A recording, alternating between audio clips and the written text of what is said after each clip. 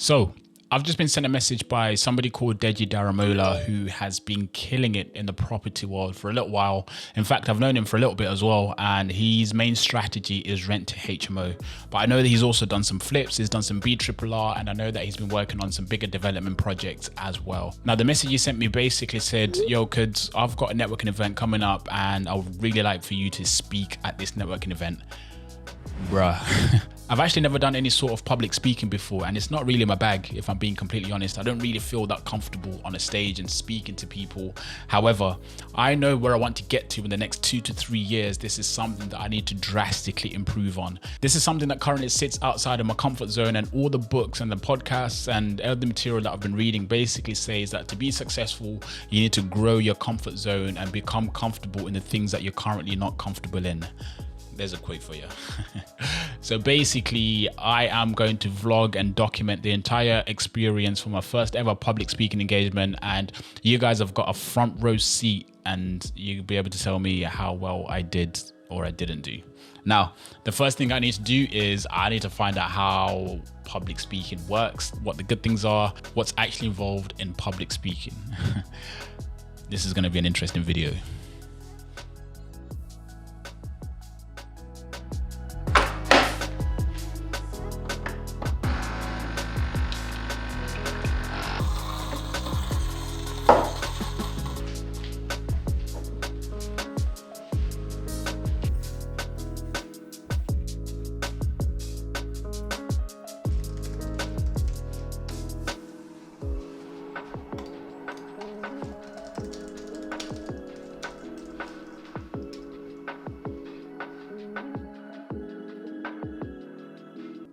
I'd like to share with you the 3 magic ingredients of powerful presentations.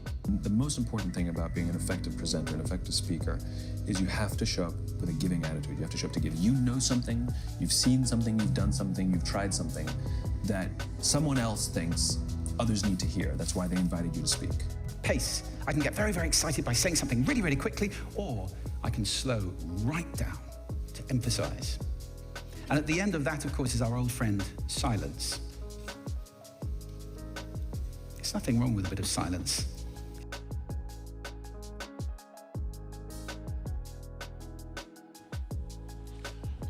Right, guys, so I've been following Stephen Bartlett for a little while, and something that he always bangs on about is the importance of having a story, especially when you're communicating or when you're marketing to a wider audience. Now, I've been reading his book, The Diary of a CEO. It's a very good book, and Law 15 is titled, The Frame is More Important Than the Picture. Now, what that basically means is that framing is about knowing how to present your product or service through the most factual and compelling lens. And the example that he gives in the book is that it's more compelling to say that a meat is 90% lean than to say that a meat has 10% fat. Now, I need to figure out how to implement these 2 things in my speech or my talk. How do I get a compelling story that keeps everybody engaged from the beginning right the way through to the end? And also, how do I frame certain things so that it's more compelling? Food for thought. Anyways, back to the drawing board.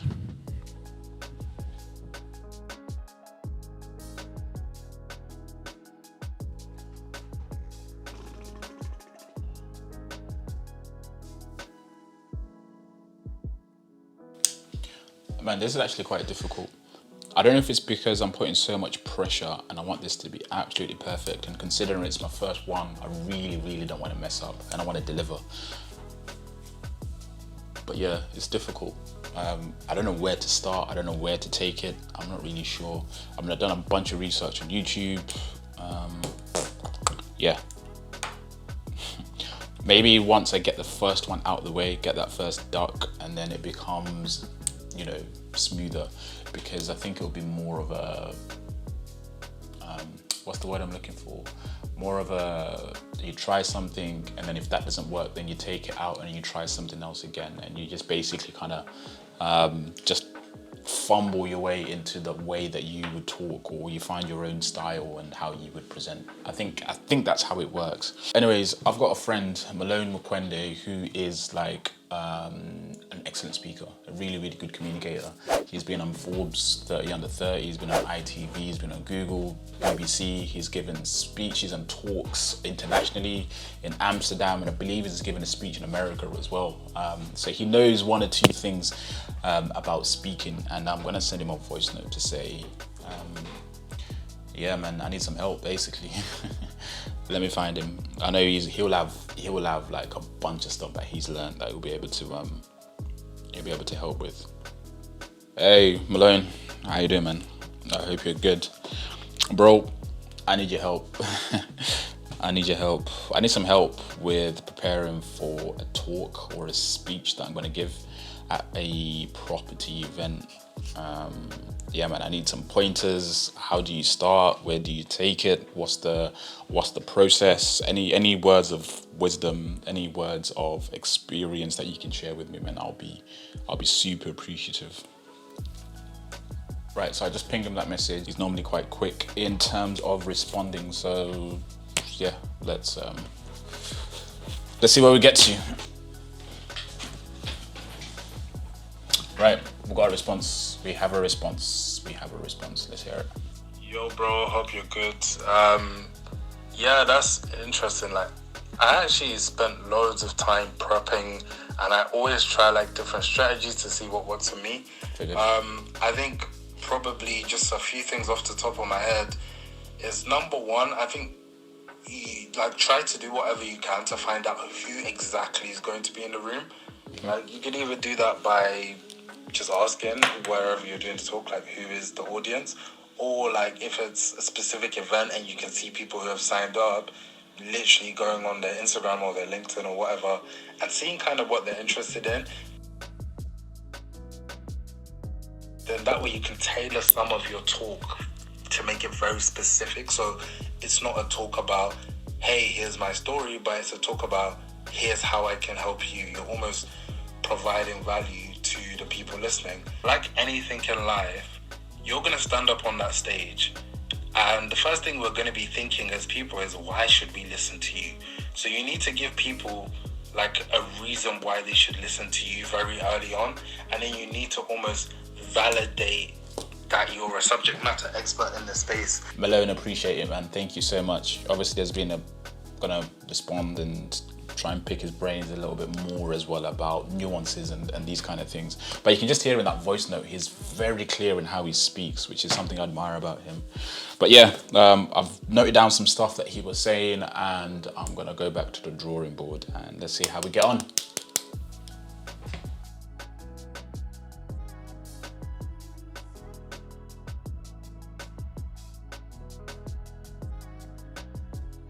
So today is the day before the big day. I'm feeling pretty chilled, pretty calm, no nerves, no worries, no nothing. We'll see what that looks like tomorrow, right? I've got a bunch of stuff that I need to do today. I've written out a checklist of everything that I need to complete today. I need to get a haircut, I need to finalize the presentation, I need to get a clicker as well. And then I want to choose my outfit, what I'm going to be wearing tomorrow, and then I'm going to pack my bag so that when tomorrow comes, I'm literally just picking up my bag. Everything is packed. I don't need to be worried about like loads of different things. And then I just kind of drive and get to the venue and deliver and add value. That's the plan. That's the plan. So yeah, let's see what the next 24 hours holds. Catch you in a bit.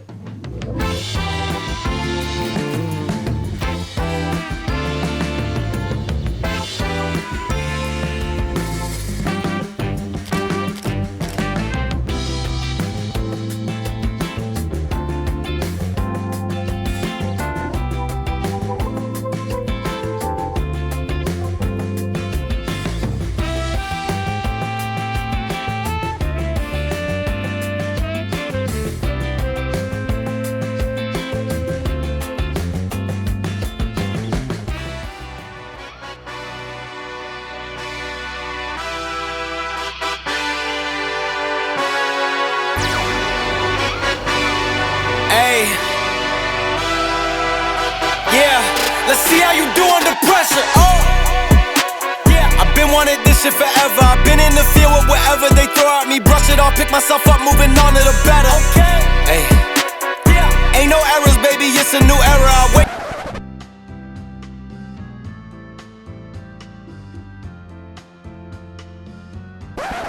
I get to the paper, boy. Extra, extra. Fuck with me, you know that I got it. Come with me, let's take a trip to the islands. We up on the jet, we'll do more than just fly on it. Stand on that hill, you gon' die on it. Boom, boom. Baby, I'm not one of them, you should try on it. Miss me with all that, I'm on it and next. Fuck this up, I send you back to your ex. But good luck with that, this is big as it gets. Hey, let's see how you do under pressure. Let's see how you do under Guys, pressure. let's welcome Goods. I wish Deji told me there's going to be such a heavy South London influence. I would have dressed differently. And I can speak different now. I'm joking. Yeah, so as Deji said, I do rent to service accommodation. How many people have heard of rent to SA? If you have, raise your hand. Service accommodation. So a few people. Okay, if you've got any questions, please stop me, because when you're in property, you kind of take for granted like what you know. So if I say R to R, you guys might not know what R to R means. So just stop me and say, "Cuz, what does that mean?" Is that okay? Yeah. All right, cool. Shall I explain the rent to service accommodation? Yeah, let me explain that. Yeah, that makes sense, right? Right, so as Deji said, rent to rent is similar to the HMO, strategy. So basically what you do is you approach a landlord, like Deji's a landlord. I'll say, Deji, you know that house that you bought for 130K on Newton Road? I want to take that on for you. I'm going to guarantee the rent for the next 3 to 5 years. We can agree. And I'll say for every single month, I will give you, how much do you want? £1,000? Let's do 900. So long as you cover the maintenance. I'll cover the maintenance, no problem. We have a deal. That's how you strike a deal, genuinely, with a landlord. Yeah? So I'll say, I'm going to give you £900 for the next 3 to 5 years. We can agree. How long? 3 years, 5 years? We can start with 3 years. We'll start with 3 years, see how we get on, okay? And the rent is guaranteed, right? Every single month. And you'll cover the maintenance. I'll cover the maintenance. Yeah? Is that okay? Sure. Cool. Parking. You say free parking? He's a guest. So yeah, so agree with the landlord. I'll say, I'm going to give you rent for £900 every single month for the next 3 years. You don't have to worry about anything else. And the first of every single month, I'm going to pay you. Yeah? And then what I then do is I take that property, I refurb it. Maybe he's done some work. Maybe I don't like the tiles he's put or the wallpaper he's put in. I might paint it white, as an example. And then I'll furnish it, and then I'll put it on Airbnb or Booking.com. And I'm going to charge a guest, this guy here that wants free parking, I'm going to charge you £100 a night to stay in that property. Does that make sense? Yeah. Any questions? Yes, sir.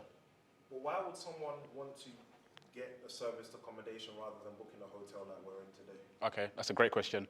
For me personally, I like the comfort of being in an apartment, because you can kind of do what you want. When you're in a hotel, you've got like this little small microwave, a tiny kettle, 2 tea bags of tea, 4 sugars, and you're kind of restricted into one small space, realistically. But what you can do with an apartment, you might go for a 2-bed or a 1-bed. At least you've got other places that you can kind of float around. And realistically, the prices are not too dissimilar, but you're getting more with an apartment. You can get an apartment for 2 nights that sleeps 6 people, as an example. Whereas if you go into Birmingham City Centre, you're going to stay in Radisson or Hilton, that's probably 3 separate rooms that you're going to have to pay for instead of the 1. Does that make sense? Yeah. Okay. So that's the rent-to-rent model in a nutshell. So are we on the same page? We kind of know how it works roughly, right? That's a little bit about me. I want to know a little bit about you guys. But I raise the hand. Is anybody making money in property right now? If you are, just raise your hand.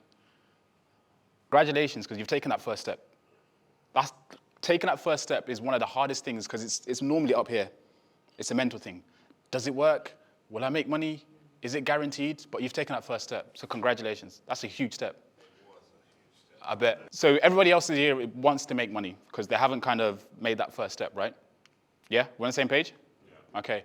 Let me ask you guys, is there any limiting factors, are there any barriers in your head that think, oh, will it work? It doesn't work? Or how come you haven't taken that step? If anybody's free to talk. Okay, so the main 2 things that people have said is that they don't think they've got the right knowledge, they need more information, or potentially they don't have enough finances. Does that cover what most people think? Yeah. Okay, cool. What's that word? Huh? Network. Deji slightly touched upon this earlier, but if you can take one thing away from here, it's this word here. That word there is so important to understand and to learn and to figure out like how that fits to you. Does that make sense? Can anybody give me a quote about networking? Go on, someone give me a quote. Wow. Your network is your net worth. Have you seen the slides? This is key, guys. If you want to get into property, this is key. Your network is your net worth. Be around people that have done what you want to do. If you want to do rent to HMOs, be around somebody that's done rent to HMOs. If you want to do rent to service accommodation, find out from the people that have done rent to service accommodation. If you want to build a portfolio worth £10 million, speak to somebody that's going to be doing that or has already done that. Does that make sense? Does anybody see a flaw in that? No. This is my quote on network. So if you see this anywhere else, #Kuds, yeah? Your network is your opportunity and your network is your solution. That's what I believe. I believe in your network is your net worth to an extent, but your network is your opportunity and your network is your solution. What does that mean? Any ideas? Your network is your opportunity. By me knowing, what's your name, sir? Colin. By me knowing Colin, I should be able to have or create some sort of opportunity where I can create something or make money or better yet, add value somewhere, somehow. Yeah? By me knowing Colin, I should be able to talk to Colin and say, hey, Colin, listen, I heard Croydon's expensive. I've got £700,000 in my bank. I want to buy a house in Croydon. Where would you recommend? Yeah? So that's the solution part. Does that make sense? Okay. So the way that me and my cousin got our first deal, a rent-to-service accommodation deal, is through this. Your network is your opportunity and your network is your solution. All right, cool. So I'm here with Deji at the Creative Property Cashflow Masterclass here in Luton. I've just given my talk and this is the main guy. Do you want to introduce yourself? Hi everyone, my name is Deji and I'm based in Luton, Bedfordshire, and I'm a property investor, and I've put on this event for local investors to learn about creative property strategies such as rent to rent and purchase lease options. Yeah, today was unbelievable. The amount of knowledge that was shared. What did you speak about? You spoke about... So I touched on rent-to-rent HMO. I spoke about purchase lease options. And we touched a little on buy, refurb, refinance, but it was mainly on the creative strategies such as rent-to-rent. Yeah. I mean, I've said it earlier in the video already, but Deji's been killing it in rent to HMOs. So if you guys are interested, what's your socials? Just Deji Daramola across all platforms. Yeah. All right, cool. Yeah. We'll put it in the description down below. So yeah, appreciate it, man. Thanks for having me. Cheers. Cheers. One take. Right, guys. So we've done it. We did it. Absolutely smashed it out the park. For a first ever speaking engagement, considering I've never done that before and it was my first time giving a talk, first time giving value in front of a number of different people, particularly people that are looking to get into property, and just being able to give back and share some of the knowledge that I've managed to acquire over the last, 4 years, 3 years, however long it's been. It was actually pretty good. It was pretty good as far as I'm concerned. Being critical, I think there's definitely some parts that I've got to improve on, without a shadow of a doubt, obviously.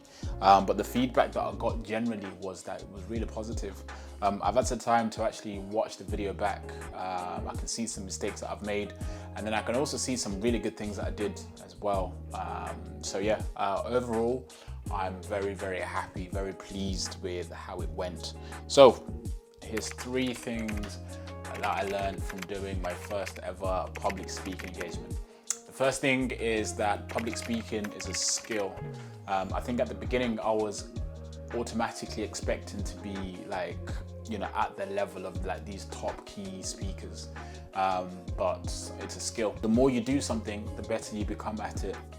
And it's just the same with public speaking. The more you public speak and the more you give talks, the more you speak in front of people, the more natural and comfortable you become, and the way that you become better at being able to process and give information in a more clear and concise way. So I would say that number 1, public speaking is definitely a skill.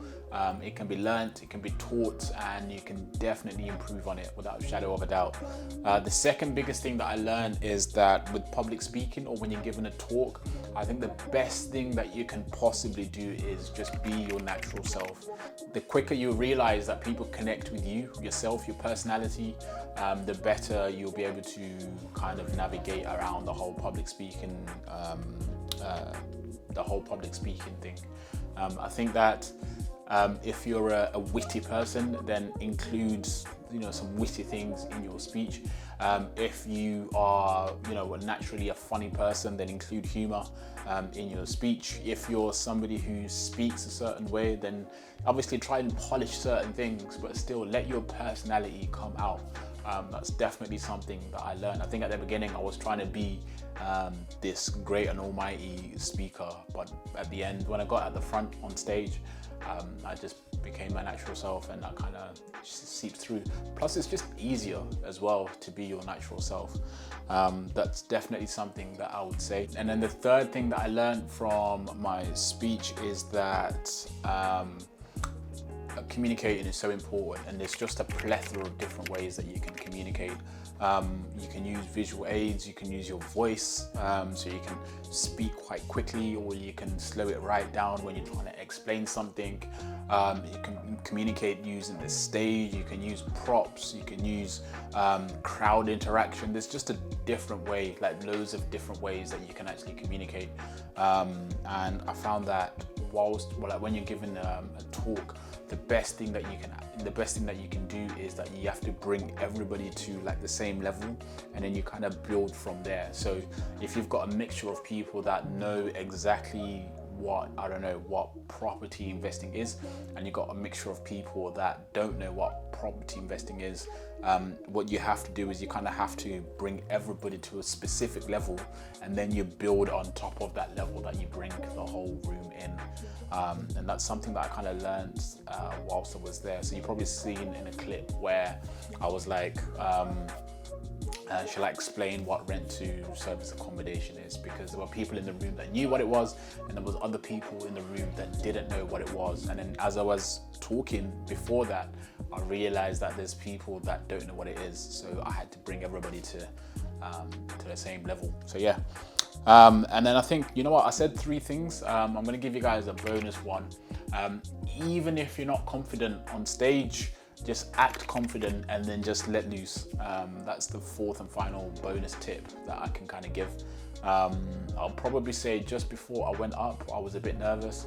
Probably the most nervous I was, to be fair. Like, I was absolutely fine all the way up until Deji called my name, and I got a little bit like, the butterflies.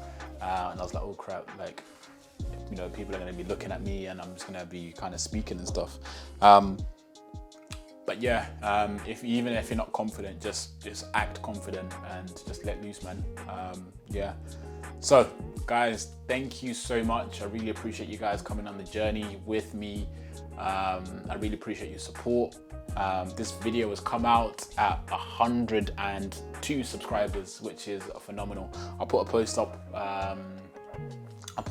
Saying if we can get to 100 subscribers, then I'll put this video out. So I really appreciate you guys. Thank you so much for tuning in. Do you know what? Here's a bonus. I'm going to show you some bloopers so we can have a little laugh, man. But yes, thank you, and I'll see you at the next video. Signing out. I've actually never done any sort of public speaking or spoke about my journey in front of a I know where I want to get to in the next 2 to 3 years. This is something that I need to drastically improve on. This is something that's comfort zone, and the plan within the next 2 to 3 years, grow my comfort zone so that this is something that currently sits outside of my comfort zone, and